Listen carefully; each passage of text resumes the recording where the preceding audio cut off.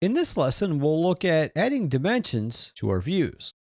So looking at this view currently, I have various panels laid out in a section of my building.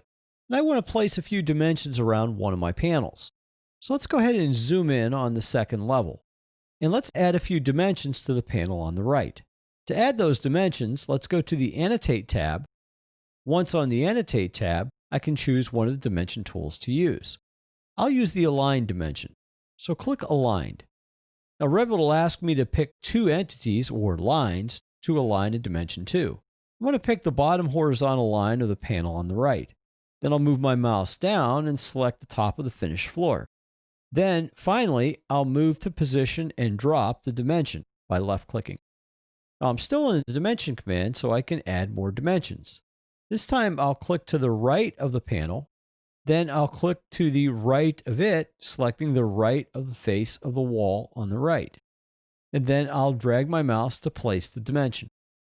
Now you can reposition a dimension. I can move the witness line, and I can move the anchor point as well by dragging the grips or the drag handles to position. I can also drag the text if it's interfered with lines or other objects in space. To deselect, simply click Modify. Now the text scale and text size is controlled by the view scale. Right now my view scale is 1 to 100.